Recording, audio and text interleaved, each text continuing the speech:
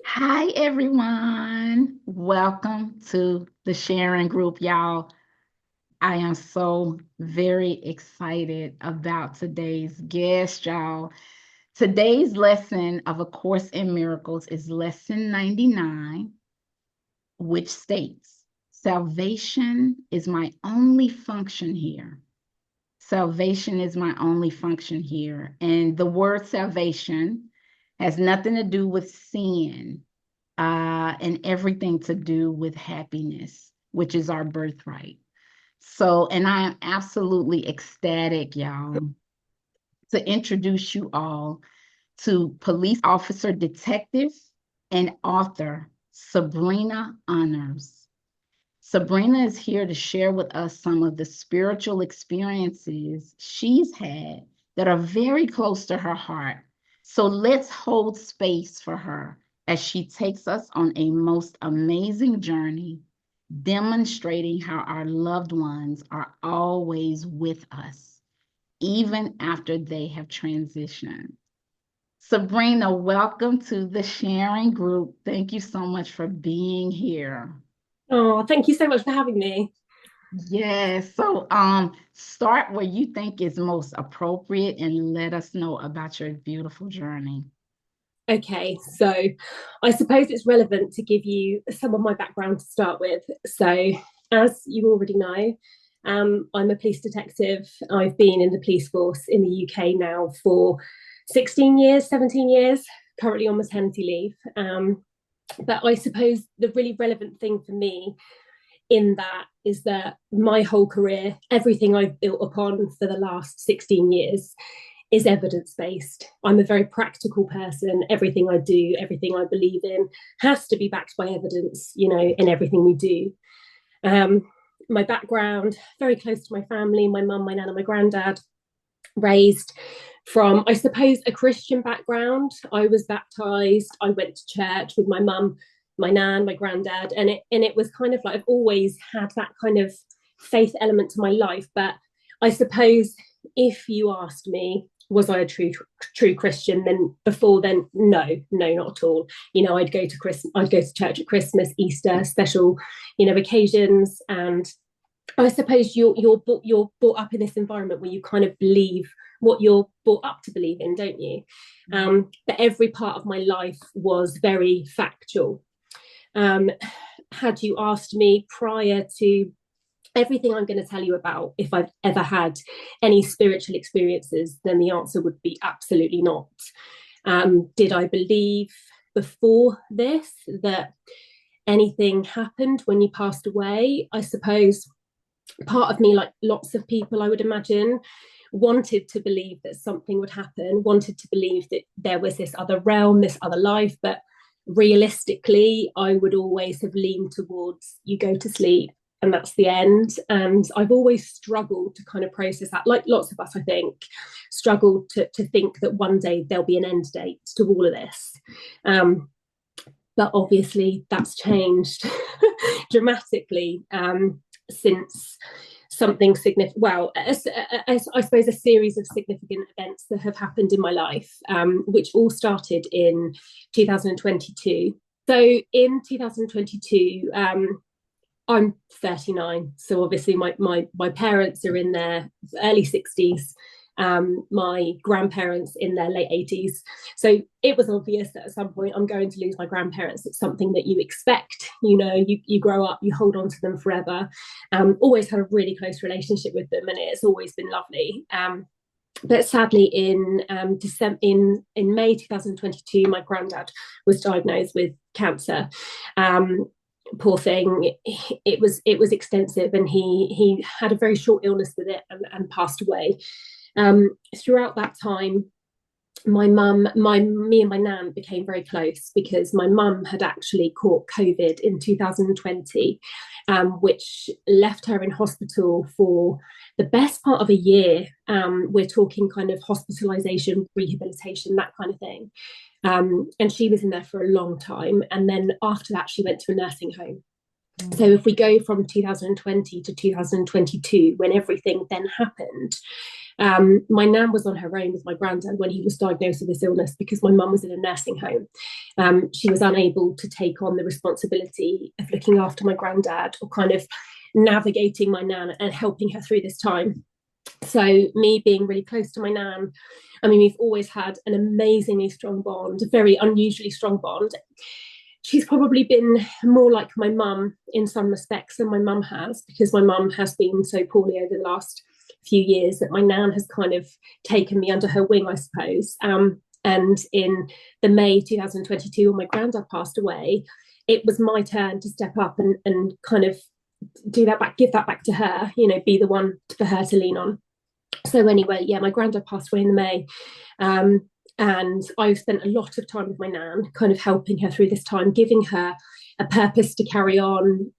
Her 90th birthday was on the 21st of November. And, you know, all through those months, I was there sorting the funeral, sorting all of that, and making sure that everything ran smoothly as possible.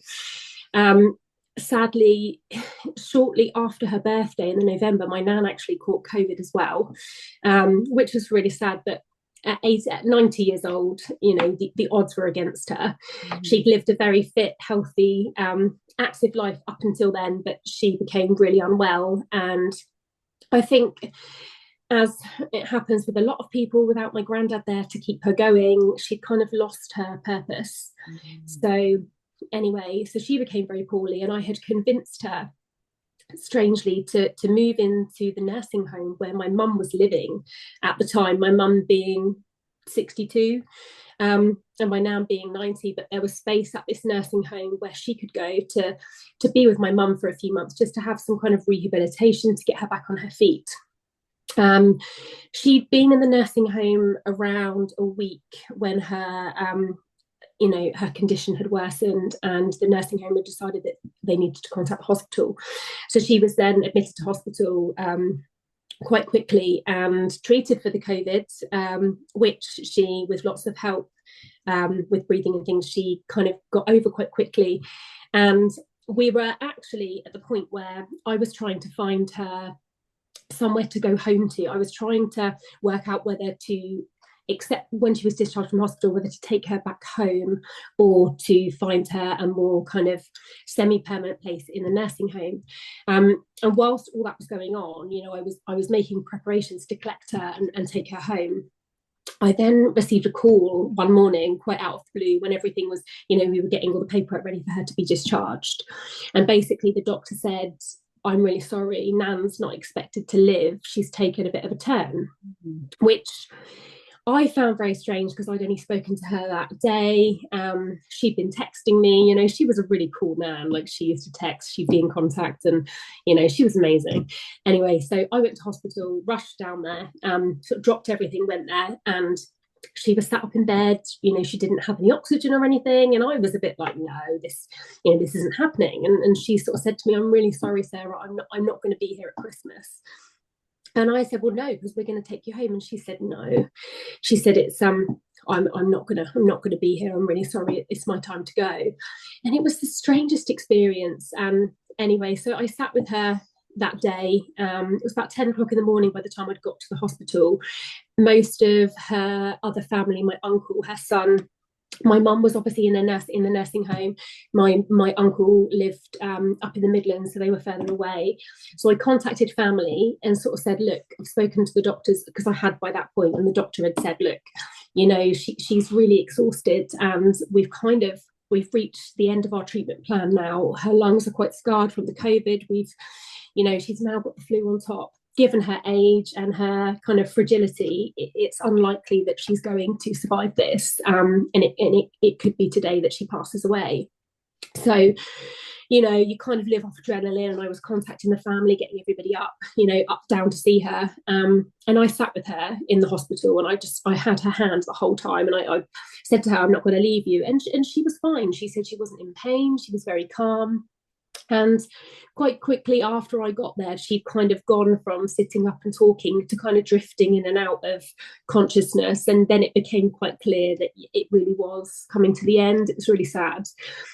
And I was very aware of, when people are close to passing away, I was very aware of the fact that they always say that the last thing they lose is their hearing.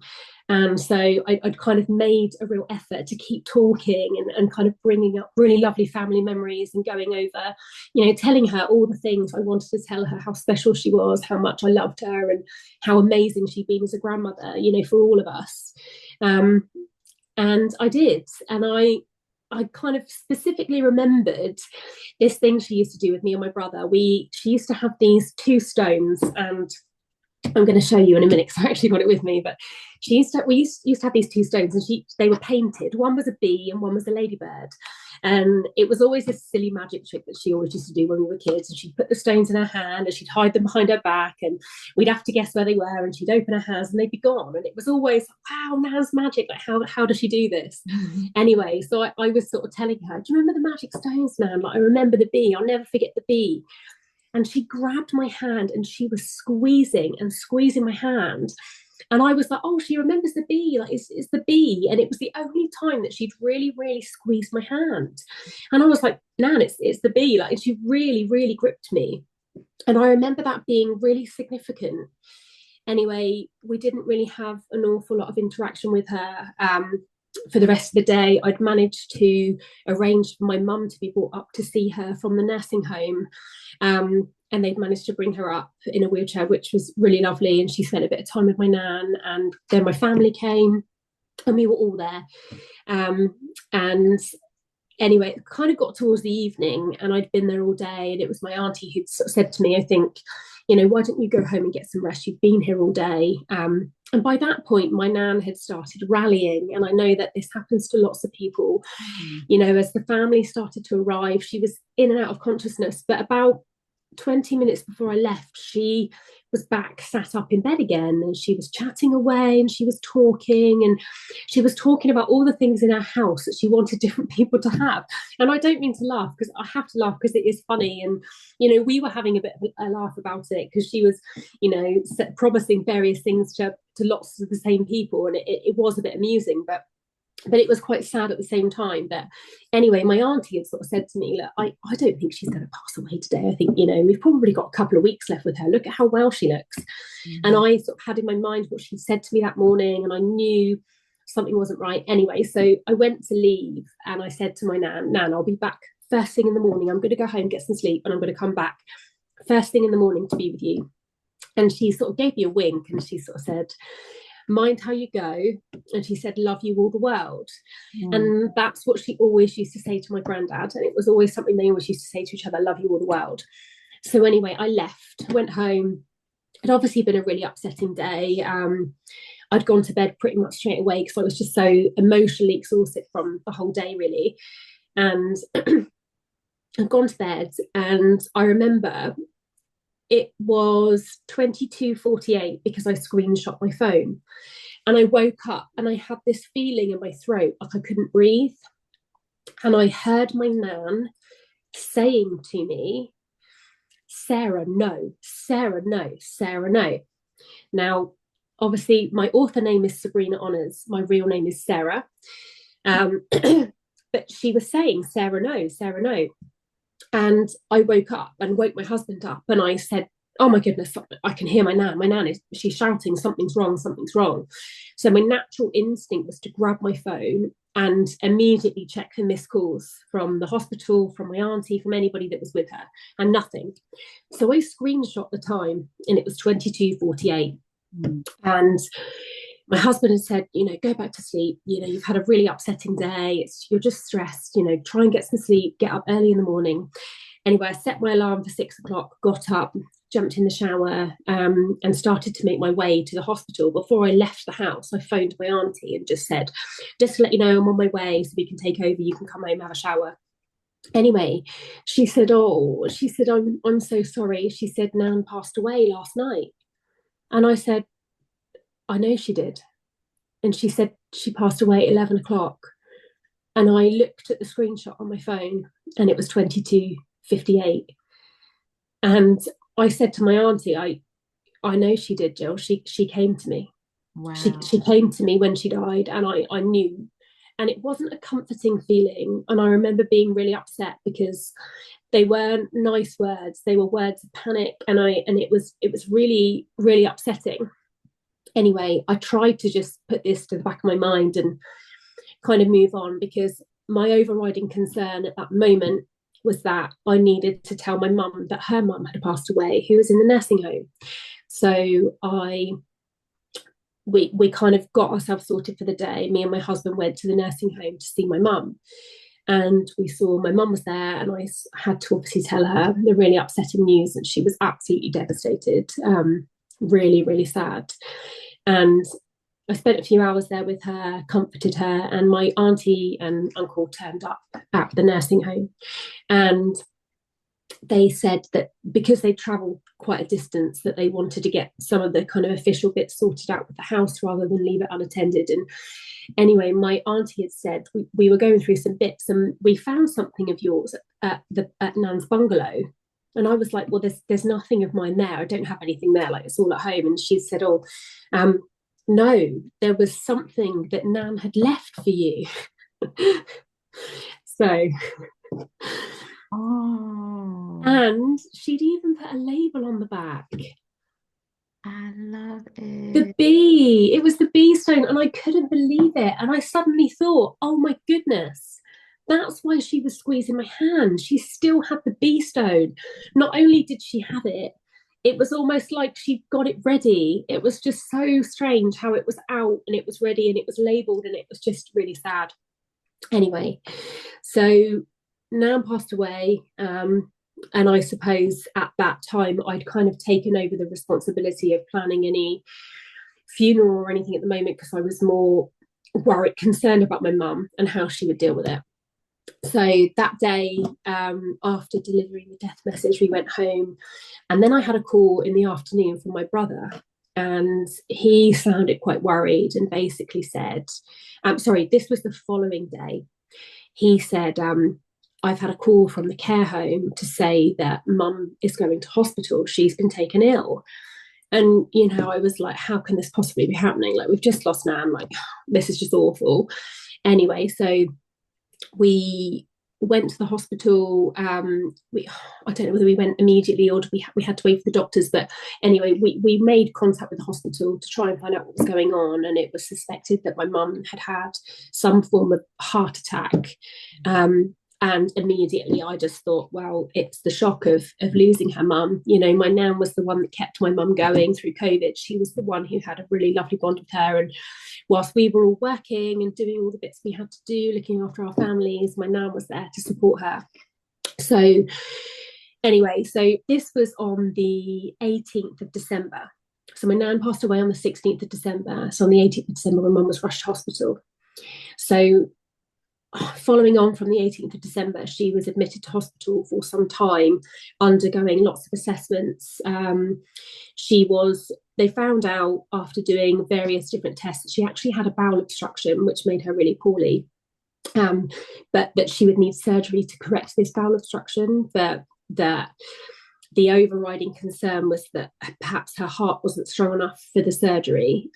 So there were lots of things ongoing. They were waiting for various cardiac teams, and we were led to believe that she would eventually need surgery, and nothing more was kind of said about that. That was kind of it. We were just expecting her to have surgery. There was never a conversation to say, you know, she's unlikely to survive this, or she's really, really ill. To the point where we need to really worry. It was just kind of, yes, she's unwell, but we know what we need to do. We just need to get her through the surgery. So I went up to visit her on numerous occasions between work and different other bits. And I mean, I was concerned. I had my concerns that she perhaps wasn't strong enough to pull through this. She'd already been heavily affected by COVID. She had lack of mobility. There were lots of things. Anyway, so on the 23rd of December, I saw her, and I'd sort of said, I'm not going to be up on Christmas Eve. We've got a young son, and we had some plans on Christmas Eve to go and see Father Christmas and things like that. So we decided we weren't going to go. And I said, but I'll see you on Christmas Day. I'll be up on Boxing Day. Whenever you need me, I'll be there, because I've been with her. And it was decided between us, no, that's fine. Have a really lovely day. And then you can tell us all about it after you've seen Santa with my son. And Anyway, so we went up on, so on the, no, so Christmas Eve, I then had a call from my mum, and she said, I need to see you today. And I sort of said, oh, come on, it's Christmas Eve. I'll come on Christmas Day, but we're out today. We're away all day. We're not coming back till late, and I don't think it's ideal for me to come up to the hospital really late. But let me come Christmas Day instead. And she said, no, you need to come Christmas Eve. And I, sort of thought, okay, if she needs to see me, absolutely, I'll be there. So it got to the evening on Christmas Eve, and I went to the hospital, and she told me that she needed to see me because she had a message from my nan.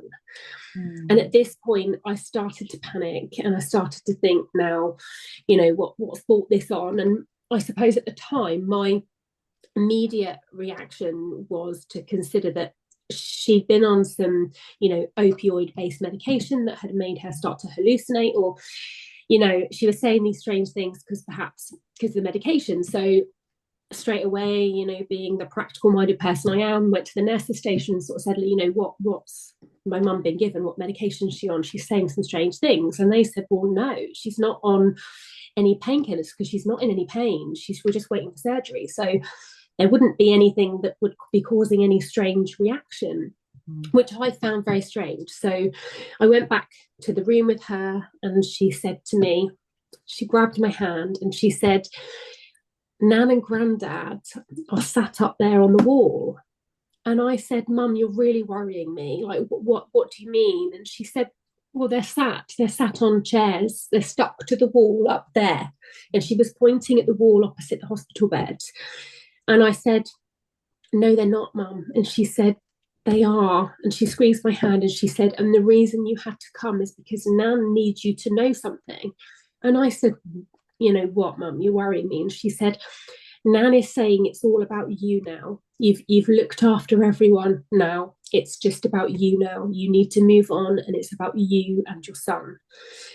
And I, got really upset. And I said, no, why are you saying that? Like, you're here. No, it's not. And she said, Nan's told me it's going to be okay. And she just looked at me as if to say, that's where I'm going to be. And she said, I want you to go and get me a Diet Coke, and then I want you to go. And I sort of said, but you can't drink. She had sort of NG tubes down. She wasn't able to, she was nil by mouth waiting for surgery. And I said, well, I can't get you a Coke. And she said, I'm going to have a Diet Coke on Christmas Day. I'm desperate for a fizzy drink, and that's what I want to have. And she said, and I don't want you to come tomorrow. She said, I'll be in touch. Anyway, so I left, and I'd spoken to the nurses and sort of fed back my concerns. And I'd said, I find this really upsetting. I feel like there's something you're not telling me, Mum. I feel like she's checking out. I feel like she's saying her goodbyes in a very strange roundabout way. Anyway, as I left, she said, love you all the world, which just sent chills down my spine. And I went home and spoke to my husband. And again, being the practical people we are, we sort of said, look, no, she's upset. She's in hospital. It's that time of year. She's gone through a bereavement herself. She's processing the loss of her mum. She's poorly. Just let her have a couple of days just to calm down, and we'll go and see her on Boxing Day. So Christmas Day came around, and I'd phoned the hospital for an update. Couldn't get hold of anybody, and I think I assumed it was probably because they had a reduced number of staff working, and we weren't able to get hold of her. Tried all day, still weren't able to get hold of her, and eventually we had a call back in the evening. I think my brother received a call from one of the doctors basically saying that she was fine, and that she just wanted us to have a nice day with our families.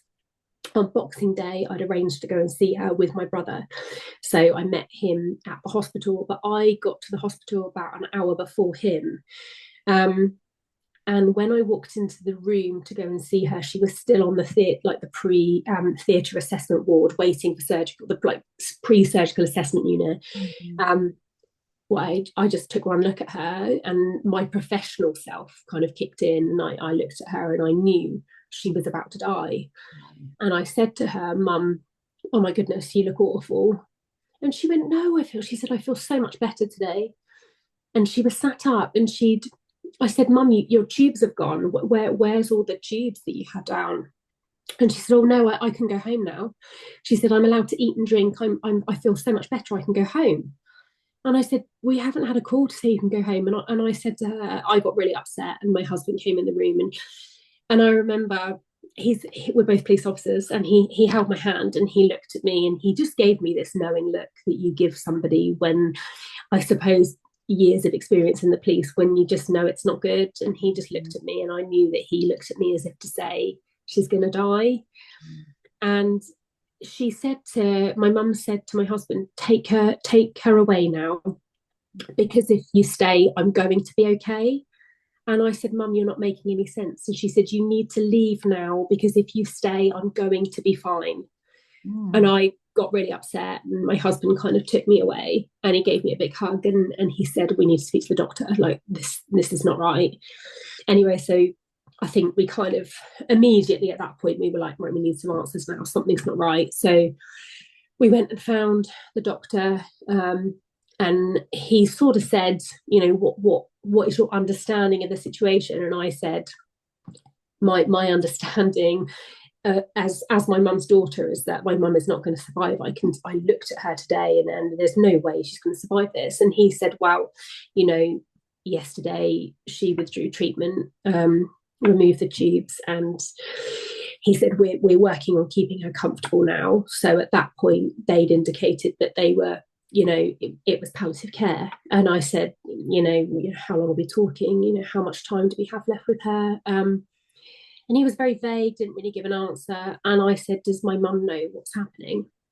And he sort of said, well, do you want me to tell her? And I said, yes. So when my brother came, we went in and went to have that conversation with her. But at that point, she was already unconscious. And within an hour, she passed away. We were both with her.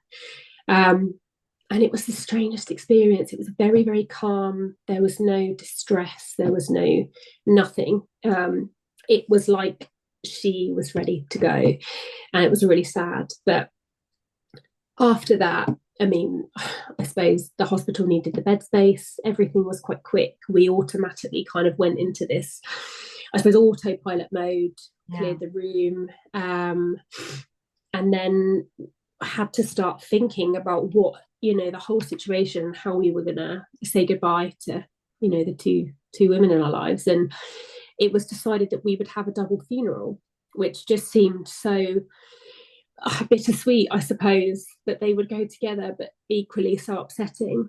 So yeah, so they died 10 days apart. um and anyway, so after all of this, in between then and the funeral, which was on the 20th of January, it was obviously very sad, very hard, very traumatic.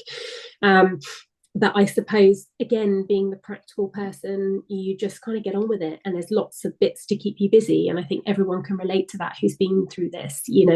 That time is so busy with lots of official documents and things you have to do, and planning the funeral, getting everything prepared for that. Anyway, so I suppose this was the bit that changed everything for me.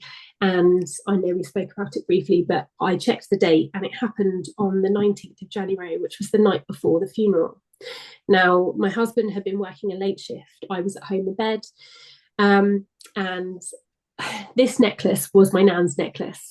And she had said when she was dying that she wanted my mum to have it. And she said, I want you to get the chain changed, and I want you to give it to mum. Anyway, I never got to give it to mum because she was so ill. And I was very torn as to what to do with the necklace, whether to keep it or whether to let it go with my mum in the coffin. But it had been my mum's wish that I had her jewellery, and it just felt right that I kept it. Anyway, so I'd been sat in bed the night before the funeral, and I was very sad. I suppose, I think what's quite relevant at this point is nothing had happened. I hadn't had any messages, no feelings, nothing at all, just sadness. Mm-hmm. And I sat there, and it must have been around, early hours of the morning. And I was awake. I hadn't been to sleep. I'd just been sat up in bed, and I'd been thinking. And I was holding the necklace like this. It's just so strange. And all of a sudden, we live at the bottom of like a cul-de-sac, so it's a no-through road. I saw some what I thought at the time were car headlights come down the road, and I thought that maybe a car had come down and they were turning, which is why they were coming through the side of the blinds. And it wasn't two beams, it was three balls of light on the wall, and they were so bright. I remember thinking, what on earth is outside? Like, so I got up, pulled the curtain up, pulled the blind up, and there was nothing there. And at that point, and we don't have street lamps because we're a private road, there's no street lamps outside. There is no, the only time you ever get lights when cars come down the road. And was it So nighttime, Sabrina? it was nighttime. It's about 2 in the morning, so it was pitch black. Yeah, and it's January. It's the thick of winter, so it's there's no light outside. So I sat back in bed, and I was just thinking, this is really strange. But these lights were still on the wall. There's no other lights on in the house. The house is dark. My son was downstairs. He sleeps on the middle floor. He was in bed asleep, and my husband was at work. So it didn't scare me, but it was obviously intriguing. So I sat there, and these lights started to move. And again, it looked like a car was turning because the lights moved from one side of the room onto a canvas which was on the wall. And we have a canvas, me and my husband, on a beach in Mexico when we got engaged, and there's a photo canvas on the wall. And these lights just settled on this canvas. And this sounds absolutely crazy, but this is exactly what happened. And it was like the canvas switched on. It was like a television screen, an old-fashioned television screen switched on, and it was like static across the television screen on this canvas, not black and white, but like white static. And I remember thinking, oh, for goodness sake, like this can't be happening. So I closed my eyes, I clutched my eyes tight, and I sort of almost willed it to stop, thinking, I must be tired, like what is going on? And I shut my, but all the time I was still holding this necklace. And as I shut my eyes, these balls of light almost went behind my vision, and I could see these three beautiful, bright balls of light. And at that point, I thought, no, this is happening. Like I can't get rid of it when I close my eyes. I opened my eyes again. And as I did that, the canvas lit up. It was no longer static. It was the most beautiful picture, and it was three mountain peaks. Somewhere I've never seen before, something I haven't seen before in a picture, a place that I haven't been, nothing that I can relate to, nothing that I could picture that my mum would relate to, or anywhere they've been previously. But it was these beautiful mountain peaks, and around the edge were these flowers. Like it was like the most beautiful picture. But the one thing that was just so strange was that there was this mist across the picture, and it was this most beautiful, it was like a sunset, but it was this pink mist that was moving across this picture. Wow. And I was like, it was like I was in this experience, and it was like somebody was showing me, you need to look at the picture, and this music was playing, and I can't explain it. There were no words, and there were no lyrics, but it was like choir music, but there were no words. It didn't make sense, but it was the most beautiful music, and it was getting louder and louder. And I started to think, it's going to wake my son up, who's asleep downstairs. And I just sat there, and I was absolutely mesmerized by this screen, this projected image that I'd even checked behind me that it was on this screen. And as I did that, my husband walked up the stairs, and he had his phone torch on, and he'd just come in from a late shift, and he said, well, you're awake, what are you sat up in bed for? And I said to him, come and sit down, you need to see this. And I said, can't you hear the music? Did it? And he went, I don't know what you're talking about. And I said, sit down and look at the canvas. And he said, there's nothing there. And I said, there is. And at the time, the strangest part was, as I was telling him this, it didn't suddenly disappear. It was still playing. This image was still there. This music was still playing. And he said to me, but how can you possibly see the canvas? Because there's no lights on. How would you see it? He said, it's pitch black. You wouldn't be able to make. And I said, look at the mountains. And he said, how would you even be able to see the mountains? Because the room is pitch black. And all of a sudden, it made sense. You know, the canvas was a picture on the wall. It's not a like a screen. It's not one of these special pictures that illuminates. It wasn't like a photo, um, like an image screen. It was just a plain painted like a picture photo canvas. And I suppose in my head, it all suddenly dropped and it disappeared. And what was so strange was I was holding my nan's cross. And I remember thinking, they say, don't they? And I've done my research since, because I suppose every single day since this happened, I have questioned whether this was real. And it's absolutely ridiculous. And for weeks after, I kept saying to my husband, but the canvas, I know, I absolutely know it was real. And I firmly believe at that moment or at that time, I felt like they were telling me, well, this is where we are. You know, we're fine because that's where we are. It was like they are the mountains, or that's where this is heaven. Is it, that's where they are. And I remember thinking, wow, like no one needs to be scared because that's where we're going. And it's absolutely beautiful. And it was the most almost like high definition experience.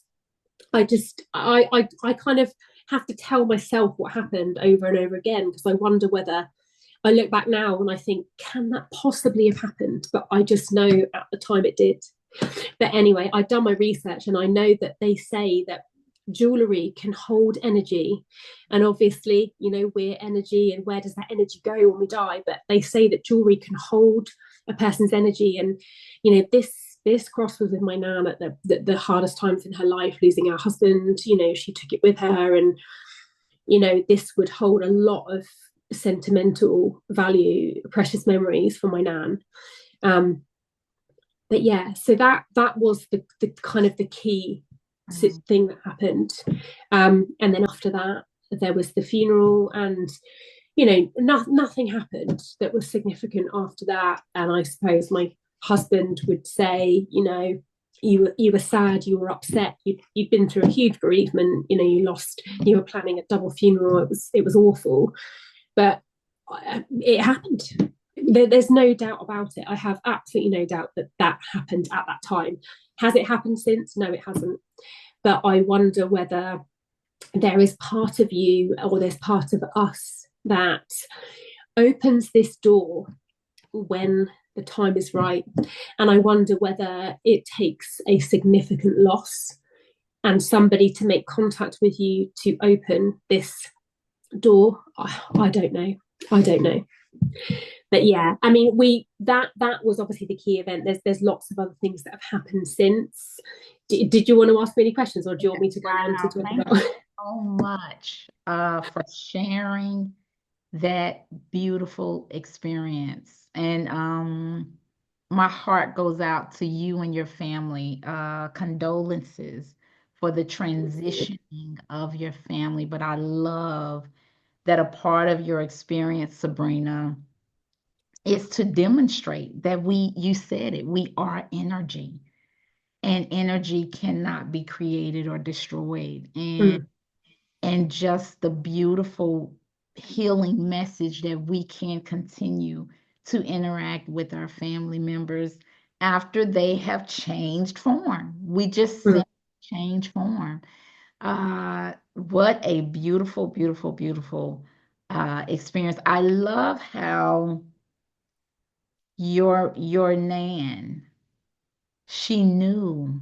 Both your nan and your mom knew. They knew, mm, regardless of what the doctor said, they knew it was their time to leave. And I've often heard that when it's time for people to transition, they want the family to leave the room mm. because otherwise they won't transition, right? They Absolutely. need to keep holding on. So it's interesting that she says, I need you to leave or I'll be okay. I Yeah, know. and that's something that's always stuck in my mind. Yeah, I And know that it was a never made sense to me, but it made sense to my husband, and he, said she needed you to leave because she almost didn't want to be okay. She didn't want to have a reason to maybe fight and to stay, um, which is sad. But yeah, Yeah, so thank you so much for sharing that. And I understand that there were some other very impactful events that occurred after that. Sabrina, you, Yeah, so we're talking a considerable length of time after that. I feel like the first thing that happened, and I've made a little timeline here, so that I kind of get things in order. But the first thing that was relevant is that it happened on my birthday. So I suppose I had wondered whether I'd always said, if anyone was ever going to, me and my husband had always said, if anyone was ever going to send us a message, it would always be my nan, because she was very spiritual. She believed in heaven.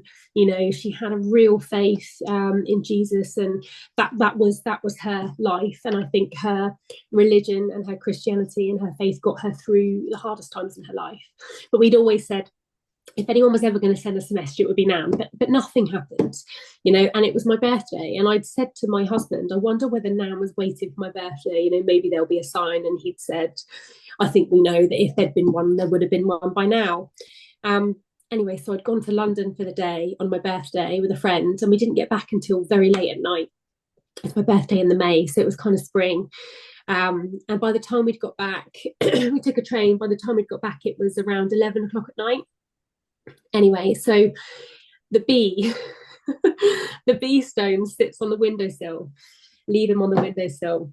And there'd been a couple of times where I'd put the bee on a piece of paper and I'd drawn around the bee, and I'd said to Nan, this was way before then, this was, after she passed away, and I'd said, Nan, move the bee.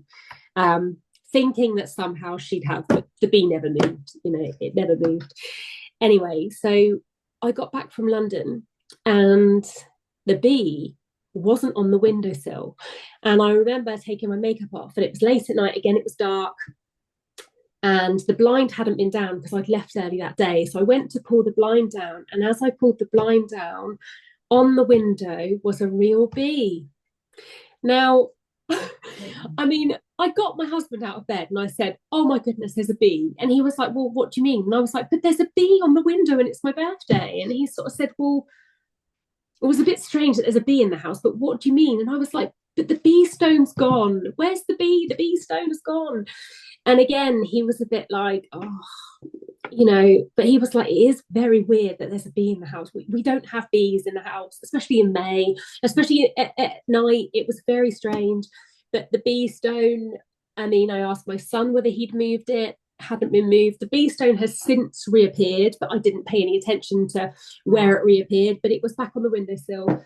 But I think the thing that was so significant for me was the fact that a real bee was there. And it was just so bizarre. Anyway, we again on my birthday this year, so I've had two birthdays since, another bee on the window, on the middle window, this time wow. on the middle floor, inside the house, another bee. The bee stone hadn't moved, nothing like that, but a real bee again on my birthday. Have we seen one any other day of the year? No, nothing.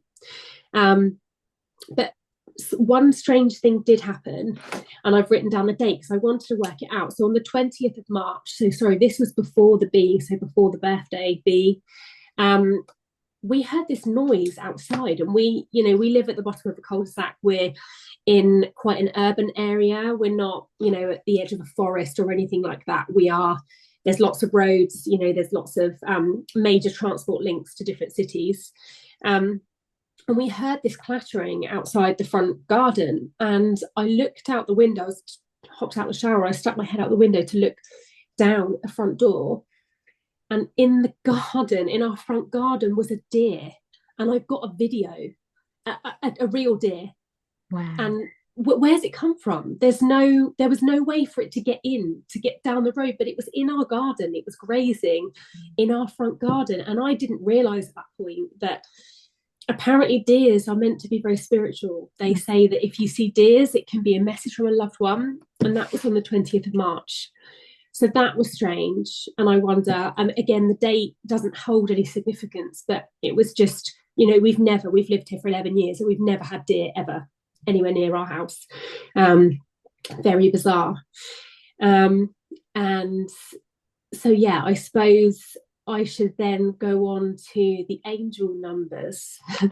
Again, this is something that I've never paid any attention to until now. So after the loss of my mum, I went through a period of really rethinking every aspect of my life, losing my mum at such a young age. Where do I see my future? I'm in a career that is very stressful, had lots of upset with my job, and I'd been asking, I suppose, the universe to send me a sign as to whether the police is something that I need to continue with, or I should be looking, to do something else, to do something that perhaps serves me better. And it was really strange because I kept seeing police cars, and I would go walking every day, and I'd walk and walk and walk and walk, and I'd be in the most random place, and I would say, come on, spirit world, like, come on, mum, come on, nan, if you're listening, send me a sign. Am I meant to be a police officer, or is there something better? Is there something I'm meant to do? And I always saw a police car. And I suppose every time this happened and I'd turn and see a police car, or a police car would drive around past, or a car with a registration that was 999 at the end. And I suppose I took that at face value. I just kept thinking, in the UK, we have 999, you have 911. My association of 999 is the police, emergency services. And I suppose I took that as, well, you're meant to stay in the police. There you go. That's your sign. We're saying, yeah, that's your career. That's where you need to be. Anyway, so I had begun writing poems, which is something I never had really paid much interest in. My nan had written poems. She was quite, I didn't realize this until we cleared her house out, but I'd found lots of old poems of hers, and I thought, oh, how lovely. And I suppose I just found it quite therapeutic writing poetry. And one day, again, photo of my nan. I don't know whether you can see it in the glasses. Bless her. Oh. She's so sweet. I came across this box. Now, this was in my nan's house, and this, I just took it from my nan's house, and I know she'd left some different bits, and it was from her kind of art cupboard. And I was one of the most creative people. I was always into my drawing and stuff. And we got it out a few times, and inside there was some, watercolors and some paints and things like that. And what I didn't realize, my son found this.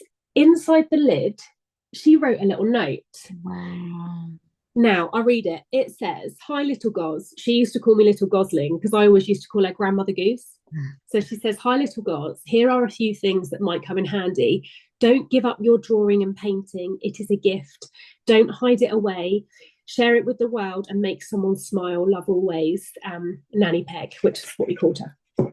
Anyway, so I almost took that as a sign that I should start, pick my art back up, start illustrating, anyway. So fast forward again, I'd started having some strange dreams again, didn't think anything of it, but I'd had some, I suppose, some visual, kind of quite clear visual images of things. So one thing that sticks in my mind is I'd woken up about 5 a.m, and I had this image of this bright orange bicycle in my head. And the bicycle was an Apollo bike by the make Apollo. And it had the words "no pig" on the bike. And I'd been doing some research a few days before about eating for blood types. And I knew that I wasn't, if you're blood type A positive, which I am, you're not meant to eat red meat. And it's one of those things where they say, reduce the amount of red meat you eat because it's better for you. And I just, again, thought, there's a reason behind that. It's an orange bike. I don't know what significance the orange bike had, but the fact that it said "no pig" was because I was obviously looking up, and it stuck in my mind. Anyway, so we went for a walk, me and my friend, and I was telling her about these strange kind of visions that I'd had. Nothing that was traumatic, nothing upsetting, but very practical, strange things that I would wake up and see, always around sort of 5, 6 in the morning. And it always seemed to happen just before I was about to wake up, almost between sleeping, but almost being awake. So I wasn't fully asleep when it would happen. And I said, "Oh, this Apollo bike was in my dream." And I remember this, it was Apollo. And she said, she sort of said, "What?" And I said, "Well, it had the words Apollo." And she said, "Look up." And we were sat down by the harbour. And we looked up, and there was a boat right next to us, and it had the words Apollo. Now, I was like, wow, is this some sort of message? Is my nan like, anyway, so I did a bit of Googling, and it turns out that Apollo is one of the Greek gods of poetry and creativity. And I'd been writing these poems. And I sort of said to my husband, but the bike said no pig. And he said, but that's saying no police. It's saying leave. It's not meant to be, you're not meant to be a police officer. Maybe that's exactly what it means. No, no pig, no police. Anyway, so I'd started by writing, and I'd started writing these poems, and I decided to write a book. And I wrote a book in memory of my mum and my nan. And I self-published it. And when I got the book through, again, this is just 999 came up time and time again. The police car thing, the angel number 999. For some reason, I would see it on till receipts. I would see it everywhere, and it was always really significant. And it was eating away at me. And I felt like, it's telling me not to give up on my career. This is exactly what it means. And I looked up angel number 999 eventually, and it said 999 is, I think it's relevant because it means the closure of something and the start of something new. A new chapter in your life, a new door is opening, new changes are coming, and you need to embrace them. And I'd said to my husband, when I get the ISBN for my book, if my book is 999, then this is my sign. This is a sign. Would you believe the unique reference number of my book is 3999, and it's in there. Wow. And that section there is the unique identifier. What are the chances? And I don't believe in mediums or anything like that. Again, we spoke. I'm very practical. In the December after my nan and my mum passed away, I was looking for answers, particularly from my mum. I feel like there are things that perhaps she could have said before she passed away that she chose not to. And I suppose in my grief, in my sadness, I wanted answers, and I was looking for answers, and I booked to see a medium. And I had Googled the best medium, and I'd looked at somebody with the best reviews, and I'd booked it with my husband's email address, the spare email address of his. And I, being a police officer, I was, and being very, very skeptical, let's say, about anything like that, I had made it my mission to book this appointment with him knowing nothing about me.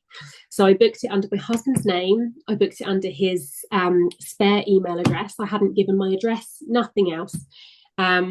Anyway, so I booked it, and he was so well renowned, and his reviews were so fantastic that he was booked up 10 months in advance. Wow. Now, so I booked him in the end of December, and I didn't have an appointment to see him until the 29th of October. Now, so obviously that was nearly a year after they both passed away.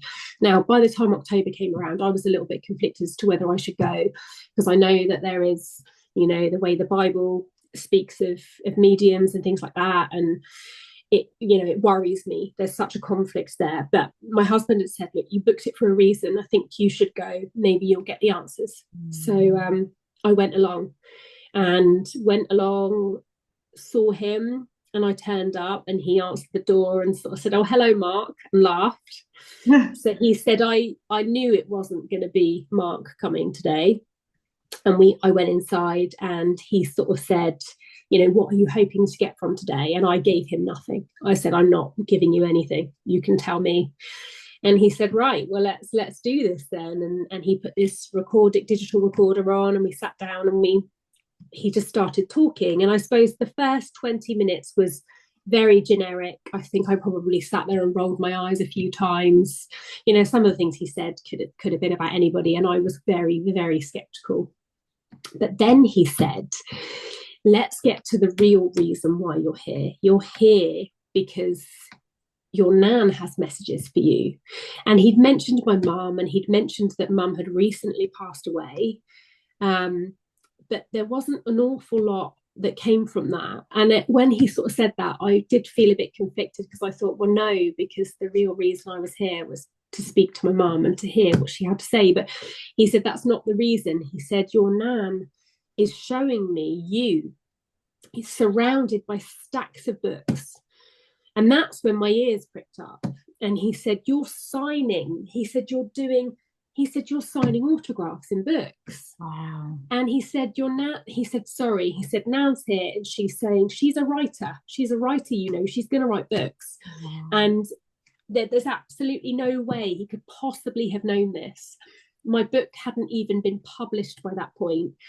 And you know, my website didn't exist. Like, I've gone through every possible way. He could not possibly have known that.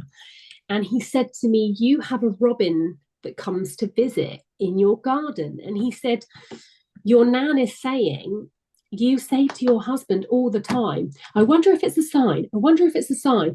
And your nan is saying, it is a sign. It's me. I come to see you. This is me. And I've got a picture of this robin sat on the door handle, looking in, like, it's just so strange. Before this all happened, you know, we'd see one or two robins, but not like this robin is there every single day without fail. And he now comes and sits on the door handle and looks through the window at us. But he also said, as I was leaving, he said, Nan's got a surprise for you. Your mum and Nan have got a surprise for you. And I sort of didn't really pay much attention. He said, Nan is holding pink boots. And I said, I don't know what that means. It's no relevance to me. And he said, oh, yes, it is. He said, pink boots mean a baby girl. And I said, no, we don't have, you know, any children, you know, girls in the family. And he said, you're going to have a baby girl, and within 11 months. And I got in the car, left the appointment, took my little recording home with me, and said to my husband when I got in the car, you never guess what he's just said. He said, we're going to have a baby. And my husband sort of said, being the skeptical person he is, he said, oh, what? He said, well, that was £75 well spent then. Anyway, so we were due to go to Mexico like 2 days later. And I'd suddenly panicked, because I thought, you know, he said I'm going to have a baby. Like, if we're going to Mexico, the Zika virus, like, if he was right about the book, which he was so right about the book, he said, I thought, you know, is there any possible chance he could be right about this? And we've been through years of infertility, 7 years of infertility, and we knew we couldn't have children, but something told me to take this test, and I did, and it was positive. And in July this year, we had a baby boy, and I knew he was a boy, but how could he possibly? I don't know. I question all the time how he could possibly have known this. But yeah, I mean, there's other things have happened, you know, seeing other things and visions and things that enter my head and things I see that I've never seen before, any of this. You know, nothing disturbing, but things that make me think there is something more here. And maybe we need to do a part 2, because I'm sure I could talk for hours about other bits. But yeah, so yeah, I did write a book. And it will be available on Amazon this week. I've got 2. So available on Amazon. Say the name of the title of the book, Sabrina. So I've got 2 books. So the first one that will be available hopefully tomorrow, but at least within 48 hours, is called Postcards to Heaven.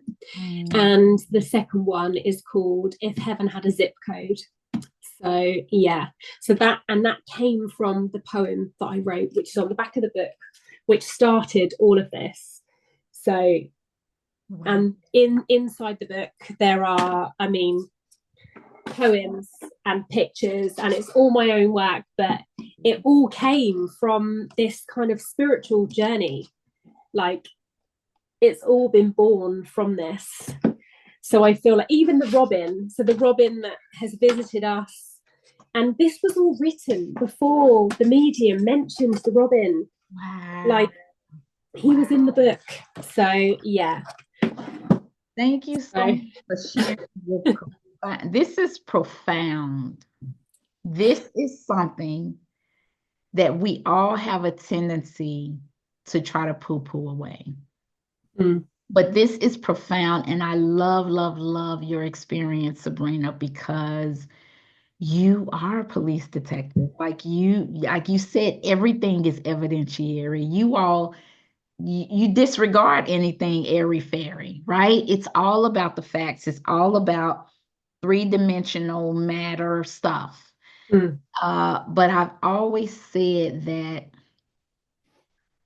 until you've actually had a loved one transition, then we all have the luxury of saying, oh, that doesn't mean anything. Oh, it doesn't. There is no life after death. But when that occurs, it opens us up to something new. Like you would never have dreamed of going to a medium. No, no, no, no, never, never, But no. it's like now, you know what? I need to see if there was anything else that, was to be shared. I love this experience. I love that you have shared this with us. I have a question about the stone. So, okay, first of all, your intuition is like you knew that first birthday. You just had an inkling. I'm gonna get a message. You But knew. why the bee? That's what I find so strange. And the stone. And I wonder whether if my nan had been more coherent at the end, she's the sort of person that would have said, I'll send you a sign, and this is what I'm going to do. This is what I'm going to send you. And I wonder whether when she squeezed my hand, she was saying, maybe she wasn't saying about the bee, maybe she was saying, I'll show you, but I'll show you in a real way, and I'll make you believe. Yes. I'm amazed that the stone would disappear and then the real Bizarre. beat would, It's and so how bizarre. long would the stone be gone? Would it Well, come back? exactly, and I don't even know where. I mean, I suppose you could say, I don't know. Me being practical, I don't know that my son didn't move it or play with it and put it back. He says he didn't. I don't know that. That he was a 6-year-old boy at the time. It's possible that he did. I mean, he didn't look like he did, but it was back. But the second time it happened, the stone didn't move, but there was a bee on a different window inside the house. And we just don't get bees in the house. I don't think we've ever had anything like that. It's strange. Wow. So I have heard, Sabrina, that you would wake up with messages from your nan. Can you tell us about that? So when I say messages, so I suppose I've had one visitate well, I believe it to be a visitation dream. I Mhm. don't know whether it was. And I feel I was worried because I found it odd that I never dreamt about either of them. And one thing that has been significant, the dream that I had, and I did quite a bit of research because I just wanted to know whether it was some form of visitation dream or not. The dream that I had was about my mum. And what was really significant in this dream was that she didn't speak. Mm. And in any dreams I've ever had before when she was alive, I would never, I suppose I haven't paid that much. I'd never paid that much attention to them before, but I'd never been aware of the fact that people in my dreams were mute and didn't say anything.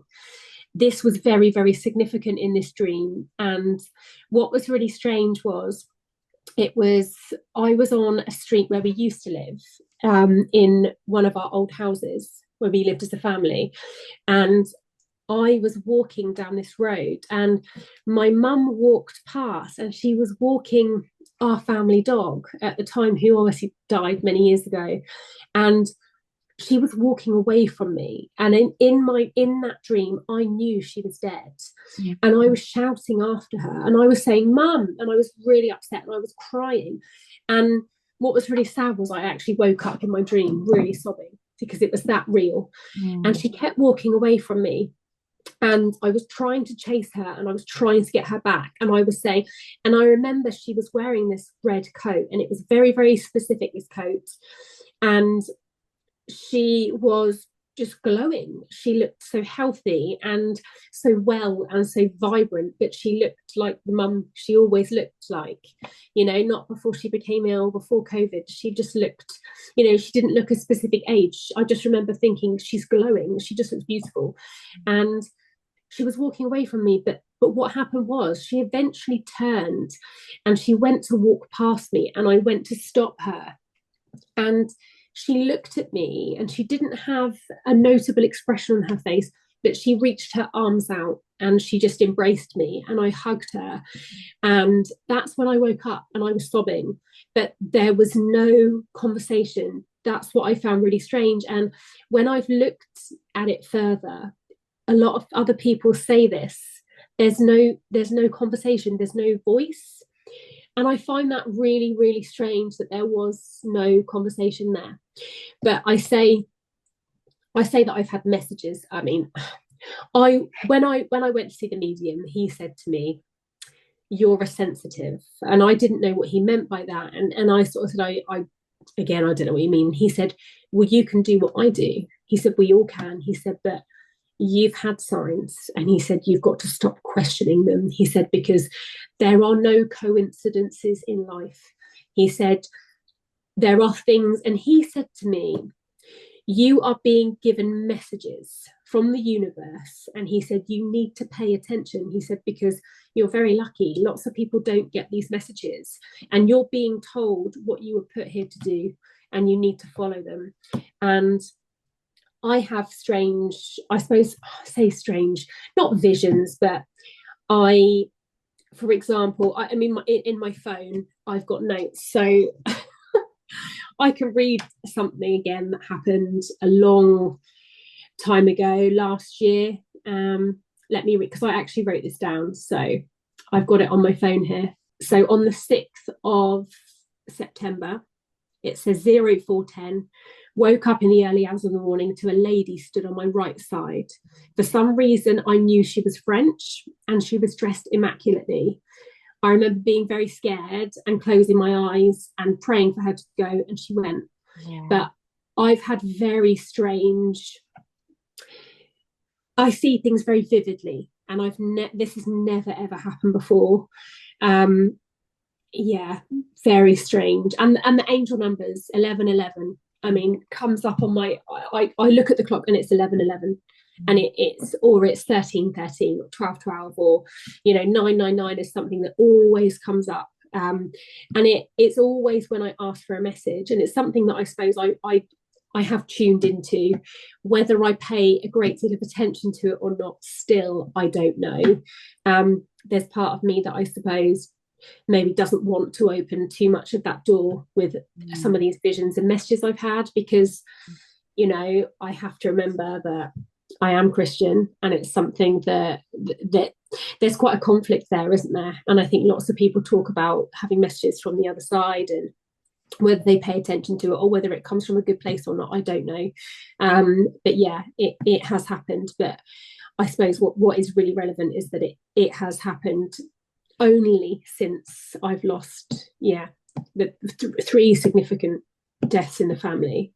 Oh man, I'm over here like, really, there is so much. Mm, There is so much to your experience. First of all, Sabrina, I invite you to release the idea that receiving messages from the other side is in conflict with Christianity. I invite you to release that. Just something to think about, pray about. We are energy. We do not die. And I'm so happy that you expressed that, because a lot of people have that conflict. This is why a lot of people are not really that open with their spiritual experiences, because they feel as if they feel that conflict that you mm, referenced. But it will resonate with you as you continue to go on, releasing that belief, because it may be rooted in error. Just something to kind of consider. yeah, Yeah. Have you yeah. continued to unpack the idea of stepping away from being a police and being an author, having all these books around you? Have you thought about? So, yeah, so I have, and I have a number of books that are currently in publication, I suppose. I am writing a number of books because the medium said to me, your nan is saying you've got to finish these books, you have to do it, there's a reason why. And he said to me, which was just so bizarre, I remember being sat at the kitchen table and I said to my husband, do you know what, it's really weird, I almost feel like someone's putting these poems in my head, because I'll sit there and I'll grab my phone and I'll be like, oh my goodness, right, and I'll write down a quick riddle or a quick poem. And the medium said to me, he said, do you ever get this feeling that it's like these poems drop into your head? And I just remember the hairs on the back of my neck standing on end. And he said, it's because spirit are putting them there. He said, they're planting these things in your head because this is what you were there to do. You were there to help people and you were there to help them on this journey. He said, you've been given this gift, you've been given this experience to help other people. And I think that's where I've used a lot of, I suppose I do believe I was a police officer for a reason, absolutely. Mm, And my experience in high level interview training, my experience in bereavement myself, you know, helping my young child navigate through grief, losing his nan at such a young age. yeah. And I have released 3 different versions of this book. One of which is now being used by the National Health Service to help people with their bereavement and grief.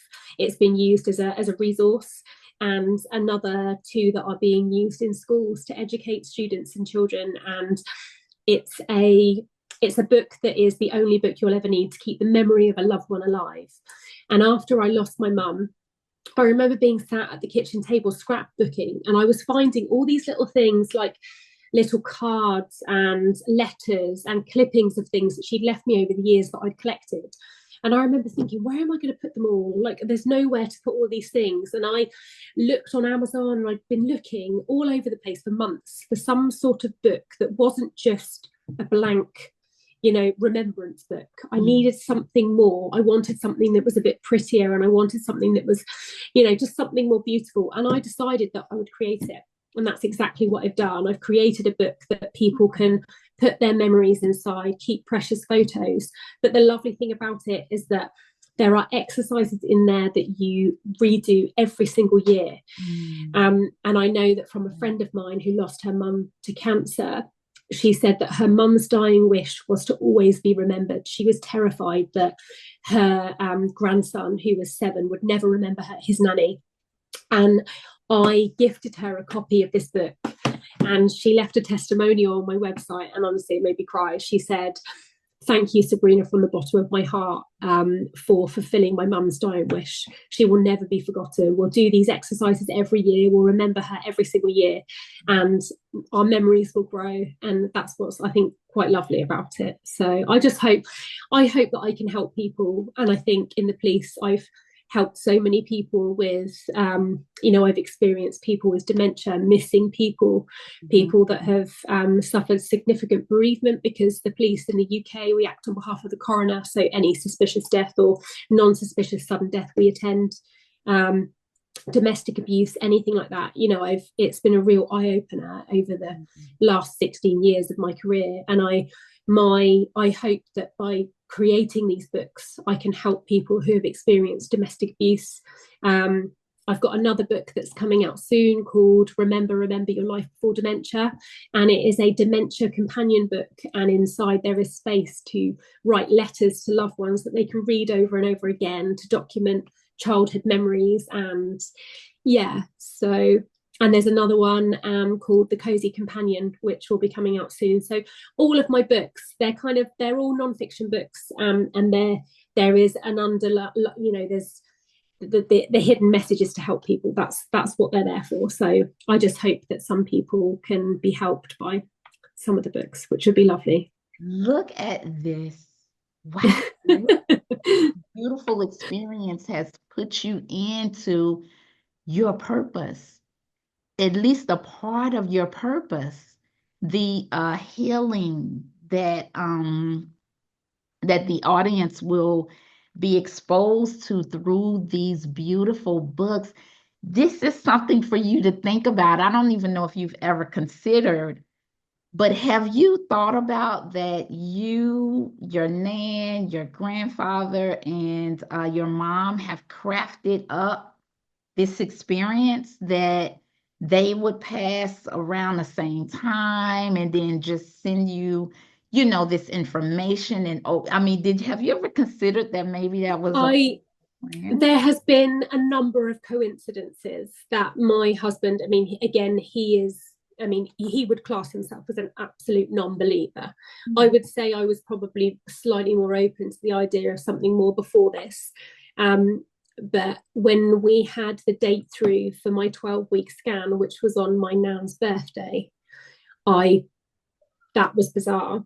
My husband said to me, look at the dates, the timings, everything. The dates are so, there's just so much significance. And it was almost like, so I know it sounds ridiculous, but maybe there are some people pulling a few strings up there. Maybe the angels are, having a word with each other to make this all line up. And I wonder whether, the medium said to me, you will leave the police force in April. Your career is going to end in April. And I said, oh, no, no, no. At the time, I said, oh, no, no, it won't.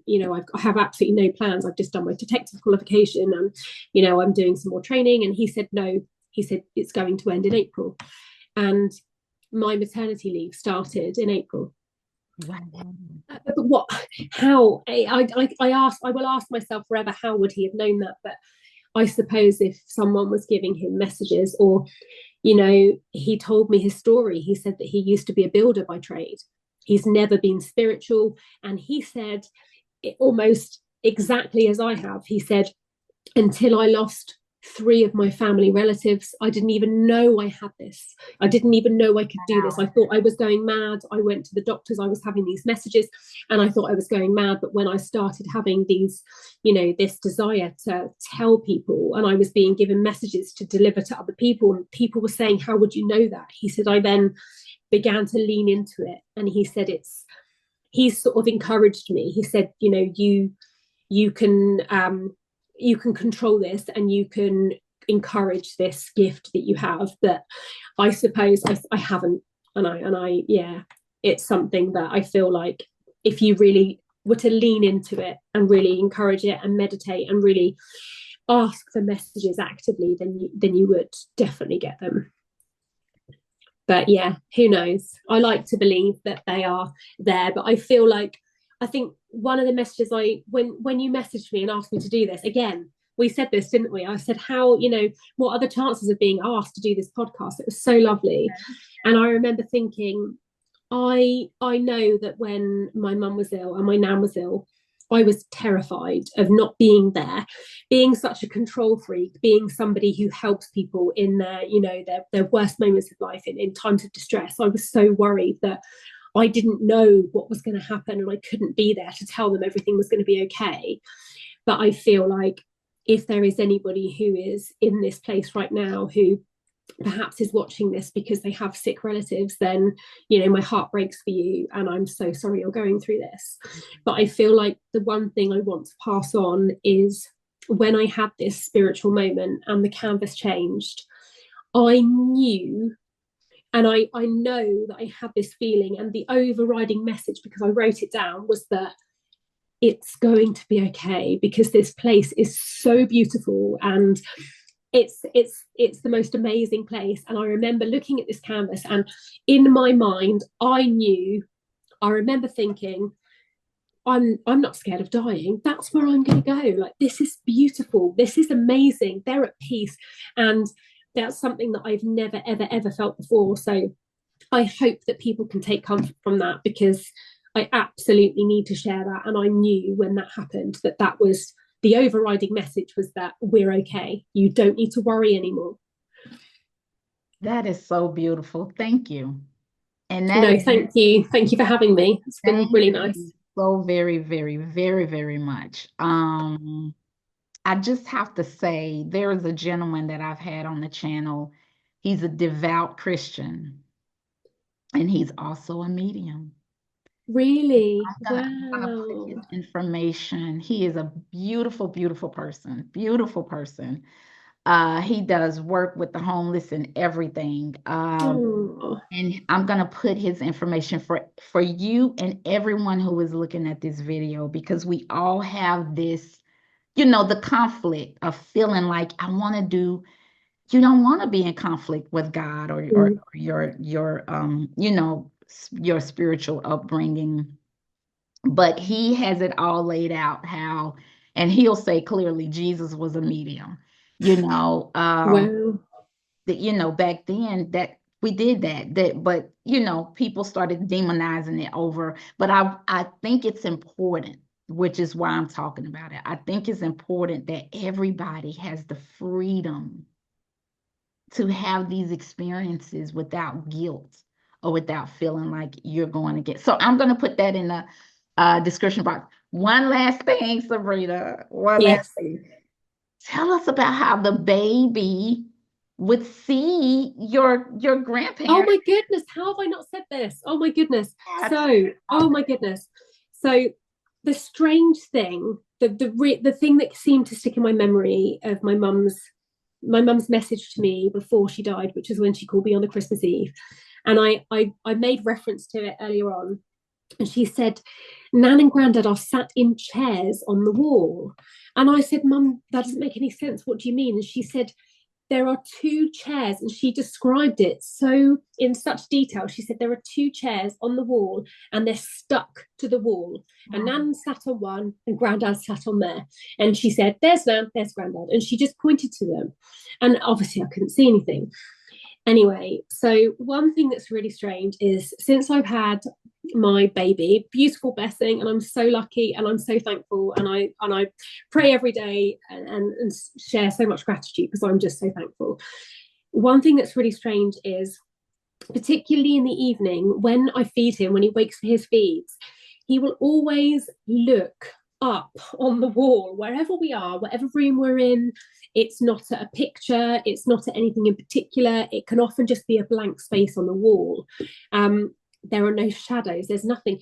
And he will smile, and it feels, and it honestly, it gives me chills because I, my husband said to me, and I hadn't said anything to him because I didn't want to, worry him or make him feel uncomfortable. But my husband said to me, have you ever noticed that when we feed the baby, he said he looks up at the wall and smiles. It's like he's talking to someone, and he starts to like coo and do these things that he only does when he has a toy or he's looking at a face that he finds familiar. And he giggles. He will look at the top, but what is so significant is the fact that my husband said, and he looks up. And what did your mum say? She said they're sat up there on the wall, and he looks up and he giggles, and it gives me chills. It really does. And I've watched the baby monitor, and I've looked for any signs of any orbs or anything like that, and there's never been any. But what I find really strange is that he always looks at the wall. And as I showed you this in this photograph, this was one thing the medium said to me. He said to me, your nan wants to talk about the photograph. And I said, I don't know. He said, you've got a photograph on you and it's black and white. And I said, no, I don't. And I was thinking in my head, again, taking everything at face value, that he thought I had some sort of folded black and white photograph in a wallet or in a purse or a handbag or something. And I didn't. And he said, Nan says it's her favourite picture and it always makes her smile. And I got home and my husband said to me, I said to my husband, he kept on about this black and white photo, and we played the recording back. And he said, well, you do have a black and white photo. You did have one on you. And I said, no, I didn't. And that black and white photograph was my screensaver on my phone. And this was one of my favourite days, and it was the year before my nan died. And we are at a garden centre in this photo, and it's a place near in Hampshire, near to where I live. And what's really sad is the day she died was the 16th of December, and we had tickets to go to this same garden centre for this day. And the medium made reference to this photo that was taken on that day the year before. And that was the day she died, she was gutted because she wouldn't get to go back to the Christmas garden centre. Again, coincidences. I really don't believe there are. I think there are some coincidences, but I think there are some that are just. I think sometimes whether it brings us peace, whether it makes us feel better, Mhm. maybe it's okay to think no, it's not a coincidence if it makes you feel better. And yeah. I love it. And that is the coolest. I love your name with the green the sunglasses. She was a joker. She That's was a joker. I love that. I know many people are gonna want to talk to you. You have an amazing presence and energy. Uh, Oh, well, I know they're gonna want to pour out love. I have to have you on again. I'd love to. I'd absolutely love to. Publish your other, as you publish your books, let's do this over and over and because you're gonna continue to receive messages. I think I will. Yeah. Yeah. So, but what is the best way to contact you? Is it via your website if people wanted to connect? So, yeah, I mean, you can order, if anyone wants to order a book or wants to contact me, there is on my website, there's a contact us page, and it is www.sabrinahonours.com. If anybody wants to reach out or just connect, like it's just lovely to make friends, isn't it, with people that have been through this. And I feel like we're all on this journey together. And I feel like there is lots of love to share for people who need it. So yeah, absolutely get in touch. Always happy to have a chat, have a little Zoom, or yeah, it would be really lovely. Oh, Sabrina, you have, I always say you've taken me to church today. This is Oh, amazing. I think it's lovely that out of so much sadness, I've lost the two women in my life, my two best friends, and especially being a new mum again, it's been so hard to not have them. Really, really hard. Um, and I feel like if something positive can be born of that sadness, then I mean, why not? I think, yeah, Yes, I will it's put lovely. a link to your book in the description box. Let's get this book, y'all, Oh, especially yes, yeah. anybody who has had family members who have transitioned. I'm gonna have Sabrina's website in the description box as well, because as she publishes these books, let's get them if they will be helpful. I love the one that you're talking about with dementia. These are Mm. subjects that we can explore to help us deal with these situations, right? Absolutely, yeah. Yeah. Another one that I've got is the retirement requirement, which is a book geared at people who are either medically retired, maybe through the forces, something like that, or other people who are kind of like at retirement age. But again, it's all of the books have. I feel like there's a reason why I was in the police force, and I feel like I have so much practical experience to kind of impart on people. And I have another one called Storm Force, Sink or Swim SOS, which is a book geared at teenagers who are reaching age where they're becoming rebellious. They may lose their direction in life. Perhaps they've been affected by a loss.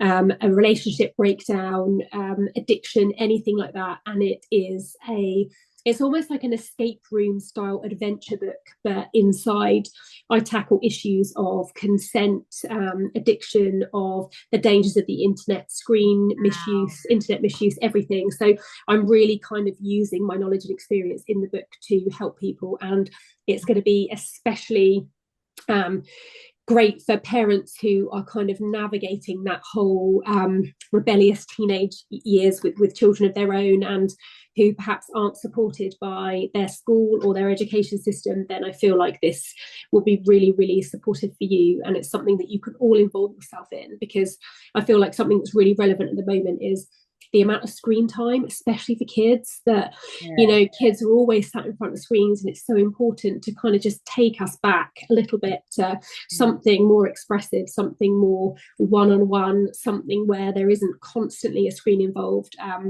Yeah, so I hope to bring out some more of those as well, so that'd be good. This is significant. This work, the direction that you are going into, I want you to know this is significant. And I encourage you to keep going. It is very inspiring. And I have two teenagers, so I let me know when that book is published. I will do. Very, oh my God, and a son who is always on the video games. Oh no. Oh, so let me read you. You've been generous with your time. I'm gonna read you your closing remarks. This has been so fun, Sabrina. So your closing remarks, Sabrina. Sometimes we have experiences in our lives that crack us open to something new. And as a result, we explore other paths that we never imagined we would entertain. Such is the case with you, your mother, your nan, and your grandfather. The four of you have crafted up an experience so profound and at times so heartbreaking that it opened you wide up to the very remembrance of who you truly are. And it is important to know, Sabrina, that all the love and all the compassion and all the talent that is spilling out of you was already in there. There just needed to be a catalyst, an experience to reveal all your beautiful colors, much like a storm that makes way for the brilliance of a magnificent rainbow. I am excited about your journey, Sabrina. I'm excited about the partnership that you and your loved ones are embarking on because it's a new partnership. There is no ending. This is a brand new experience that you all are embarking on because it is a blessing to the world. It is a blessing to the world. One thing is for sure, we all carry bodies that will expire one day. And your experience is another voice of hope, another voice of knowing that love never dies. Absolutely. Love never dies. We are all energy, and energy cannot be created or destroyed. That we never lose our loved ones, they simply change form, and we can still communicate with them from beyond the veil. Thank you so much for your courage. You are the first of a new people that are coming forward, that I'm encouraging folks to come forward and express the beautiful spiritual experiences they have had. Not everybody has to die and come back to have something significant to share. And I love that you are the first to, on my platform, bring that new energy to us and open us up for so that we can all learn from one another with these spiritual experiences that we are having. I cannot wait, Sabrina, to see how life continues to unfold for you in the coming weeks, months, and years. Thank you for joining the show. It has been so fun. It's been such a pleasure to have. Thank you so much for having me. Thank you. Yeah, yeah. And we end with the heart. Yes, throw up the hearts. Yes. And I invite anyone else who have had spiritual experiences, contact me. Give me an email, acimsharing@gmail.com. Let's share our collective experiences. And thank you so much, y'all. Thank you for watching. Until next time.